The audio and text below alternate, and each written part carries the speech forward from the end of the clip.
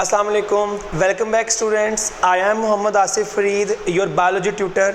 और आज हम पढ़ेंगे हमारा नेक्स्ट टॉपिक चैप्टर 15 से, जिसका नाम है होम्योस्टेसिस। और आज का हमारा जो टॉपिक है इसका नाम है nature of excretory product in relation to habitat. तो ये आपका लॉन्ग क्वेश्चन है, काफ़ी आपका अहम टॉपिक है। तो इसको हम बोलते हैं nature of excretory product in relation to habitat. तो पहले आप एक बात सुन लें ताकि आपको थोड़ा सा आइडिया हो जाए, काफ़ी लेंथी सा आपको टॉपिक का नाम लग रहा है। तो आपने याद रखना है कि कुछ एनिमल्स ऐसे हैं जो आपको मिलते हैं फ्रेश वाटर में। आप जानते हैं कि बहुत सारी जो फिशेस हैं और आपके पास अमीबा वगैरह जो प्रोटोजोआ हैं, वो एनिमल्स आपको मिलते हैं फ्रेश वाटर में। बिल्कुल ऐसे ही बहुत सारे एनिमल्स ऐसे हैं जो आपको मिलते हैं समंदर के अंदर, आपको मिलते हैं मैरीन वाटर के अंदर, आपको मिलते हैं। और बहुत से जैसे कि ह्यूमंस, हम लोग जो हैं वो हम टेरेस्ट्रियल माहौल के अंदर हैं, हम ज़मीन के ऊपर हैं। तो सवाल ये पैदा होता है कि जो फ्रेश वाटर के एनिमल्स हैं, जो मैरीन वाटर के एनिमल्स हैं और जो टेरेस्ट्रियल एनिमल्स हैं, क्या ये सारे डिफरेंट एनवायरनमेंट के अंदर एनिमल्स हैं? क्या इनका जो एक्सक्रीटरी वेस्ट है, अमोनिया, यूरिया, यूरिक एसिड, आपको मैंने लास्ट लेक्चर में बताया था कि जो नाइट्रोजन वेस्ट होते हैं उनके अंदर जो मेन है उनका नाम है अमोनिया, यूरिया और यूरिक एसिड। तो हमारे जहन में सवाल आना चाहिए कि ये जो एनिमल्स फ्रेश वाटर के अंदर हैं, मैरीन के अंदर हैं या टेरेस्ट्रियल के अंदर हैं, क्या तीनों जो हैं एक ही तरह का वेस्ट रिमूव करेंगे या कि डिफरेंट टाइप का रिमूव करेंगे? तो आपको अभी टॉपिक में आइडिया हो जाएगा कि जो फ्रेश वाटर वाले एनिमल्स हैं उनका एक्सक्रीटरी वेस्ट और होता है, जो समंदर के अंदर है उनका और होता है, और जो आपके पास टेरेस्ट्रियल माहौल के अंदर हैं, जो खुश्की के ऊपर है, लैंड के ऊपर हैं, उनका एनवायरनमेंट जो है वो क्या होता है, उनका जो वेस्ट होता है वो क्या होता है, वो डिफरेंट होता है। तो ये टॉपिक का नाम है कि nature of excretory product in relation to habitat, कि जो आपके पास एक्सक्रीटरी प्रोडक्ट है उसकी नेचर क्या होगी, किसके एतबार से, माहौल के एतबार से। तो मैंने यहाँ पे लिखा है, हम 3 हेडिंग को डील करेंगे। तो अमोनोटेलिक नाम बता रहा है आपको कि अमोनिया को रिलीज करने वाले एनिमल्स अमोनोटेलिक, ऐसे यूरियोटेलिक, हम यूरियोटेलिक है, यूरिया को रिलीज करने वाले एनिमल्स, और यूरिकोटेलिक यानी कि यूरिक एसिड को रिमूव करने वाले एनिमल्स। तो हम पहले शुरू करेंगे विद द अमोनोटेलिक। तो मैंने यहां मेंशन कर दिया है अमोनोटेलिक।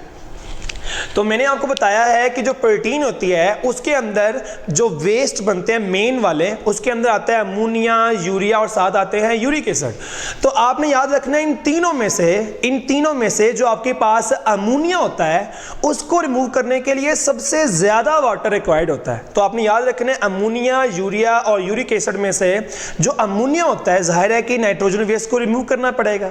तो जो अमोनिया होता है इसको बॉडी से निकालने के लिए, यूरिन में इसको रिलीज करने के लिए सबसे ज्यादा वाटर क्या होता है, रिक्वायर्ड होता है। तो पहले हम डिफाइन करेंगे अमोनोटेलिक कौन होते हैं। तो मैंने बताया आपको एनिमल्स, वो एनिमल्स जो एक्सक्रीट कर रहे हैं अमोनिया को as excretory product, they are called as ammonotelic. पहली बात तो ये होगी हमारी। तो हमें नाम का मतलब समझ लग गई कि व्हाट आर द अमोनोटेलिक। तो अमोनिया एक्सक्रीटिंग एनिमल्स।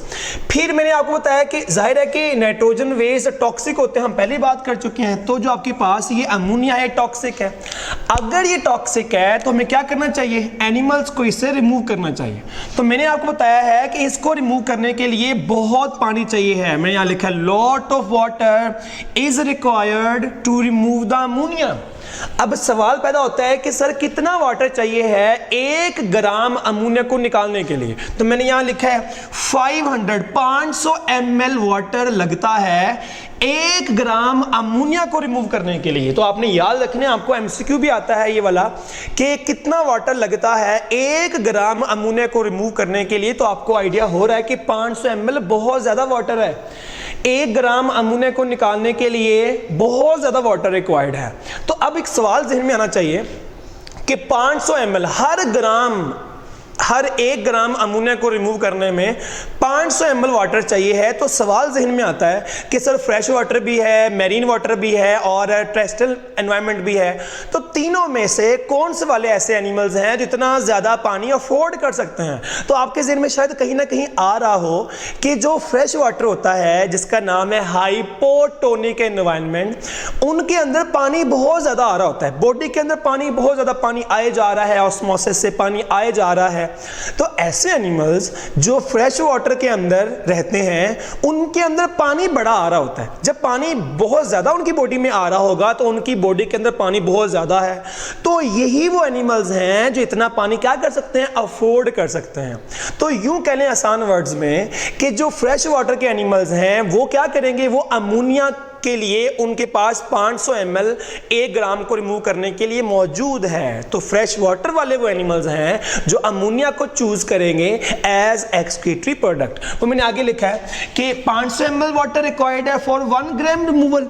तो अब सवाल है कौन अफोर्ड करेगा? तो मैंने यहाँ लिखा है फ्रेश वाटर एनिमल जो है वो अफोर्ड करेंगे, जिसका नाम हमने क्या रखा है, हाइपोटोनिक एनवायरनमेंट। पता लग गया जी? तो ये क्या करेंगे, ये जो है ये एनिमल जो है वो अमोनिया को चूज करते हैं एज एक्सक्रीटरी प्रोडक्ट। तो it was all about the ammonotelic. हमारा नेक्स्ट पॉइंट है यूरियोटैलिक के बारे में। ठीक है जी, यूरियोटैलिक के बारे में। अब देखें अब हम टेरेस्ट्रियल माहौल की बात करेंगे, हम अपनी बात कर लेंगे।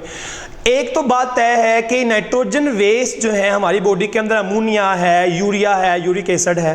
तो मैंने आपको सिखाया अभी कि अमोनिया के लिए 500 ml वाटर चाहिए।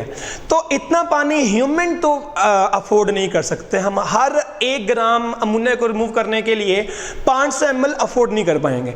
इसका मतलब है कि हमें क्या करना पड़ेगा, हम अमोनिया को कन्वर्ट करेंगे किसके अंदर भला, यूरिया में। अच्छा, कन्वर्ट क्यों करेंगे? क्योंकि जो यूरिया होता है उसको रिमूव करने के लिए 50 ml वाटर रिक्वायर्ड है। तो आपने याद रखना है कि 1 ग्राम यूरिया को रिमूव करने के लिए 50 ml वाटर रिक्वायर्ड है, और ये हम कहीं ना कहीं हम इसको अफोर्ड कर सकते हैं। दैट्स वाई हम लोग अमोनोटैलिक नहीं हैं, हम यूरियोटैलिक हैं। तो what are the ureotelic animals? Animals excreting urea as excretory product are called as uriotelic। Again अब सवाल है कि हम यूरिया क्यों रिलीज करते हैं। मैंने आपको बताया कि जो यूरिया होता है उसको रिमूव करने के लिए 50 ml वाटर चाहिए है for 1 gram removal of urea. तो आपने याद रखना है। तो एग्जाम्पल कौन है, ऐसा कौन अफोर्ड करेंगे, इतना पानी अफोर्ड कर सकते हैं टेरेस्ट्रियल एनवायरनमेंट वाले एनिमल्स। ठीक है, तो जो टेरेस्ट्रियल एनवायरनमेंट है, जैसे हम लोग इस माहौल के अंदर आते हैं, तो ये इतना पानी जो है वो क्या कर सकते हैं, अफोर्ड कर सकते हैं। अमोनिया को अफोर्ड नहीं कर सकते। तो हमें क्या करना पड़ेगा, हमारे लिवर के अंदर, हमारे जिगर के अंदर यूरिया साइकिल चलता है जो अमोनिया को यूरिया में चेंज करता है, यूरिया में कन्वर्ट करता है। हमारा नेक्स्ट पॉइंट है अबाउट यूरिकोटैलिक एनिमल्स। अब देखें, आपने याद रखना है जो यूरिकोटैलिक का नाम बता रहा है uric acid, uricotelic, uric acid. तो animals excreting uric acid as excretory product are called as uricotelic animals. पहली बात तो ये कि ये कौन से एनिमल्स हैं। तो देखें, अगर हम ह्यूमंस का कंपैरिजन करें पानी के लिहाज से, अगर आप ह्यूमंस का कंपैरिजन करें रेप्टाइल्स के साथ या बर्ड्स के साथ, तो उनके पास पानी की अवेलेबिलिटी और भी कम है।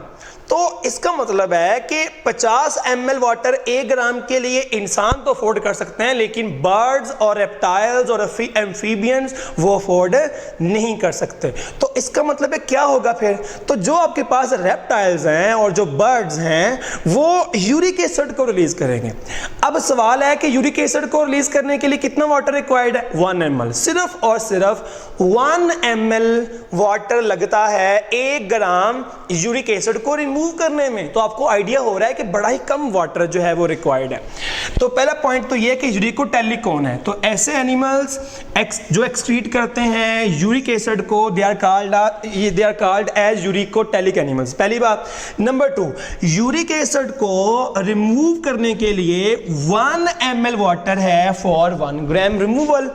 अब सवाल है कि ये कौन से लोग हैं, तो ये आपके पास जो एनिमल्स है, मैंने बता दिया आपको, नाम लिया मैंने अभी, तो रेप्टाइल्स भी ऐसे हैं और बर्ड्स भी ऐसे हैं, ठीक है। अब इनको क्या मसला है, क्योंकि इनके पास शॉर्ट सप्लाई है, shortage of water, short supply कहेंगे इसको हम, तो इनके पास जो है वो शॉर्ट सप्लाई ऑफ वाटर है, क्योंकि पानी का शॉर्टेज है, इसलिए ये अमोनिया की तरफ भी नहीं जाएंगे, यूरिया की तरफ भी नहीं जाएंगे और यूरिको की तरफ भी नहीं, यूरिको की तरफ जाएंगे, क्योंकि इनके पास पानी की अमाउंट जो है वो बड़ी ही कम होती है।